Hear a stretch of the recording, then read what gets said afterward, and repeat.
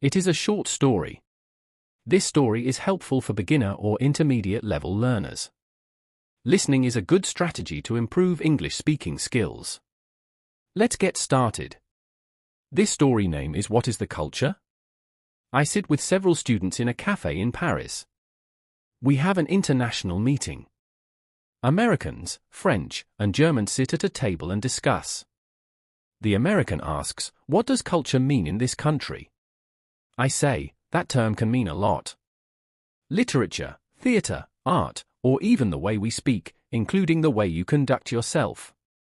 Does it also include behavior? Asks the American. Behavior in general terms, probably is a part of it, says the German. So that means when I behave I have culture, asks the American smiling. More or less, I reply. But education and manners would also describe culture. Can one say in France as well that I have culture, and you do not? Asks the American. No, that would be arrogant, I assert. Please subscribe to this channel for more useful videos in the future.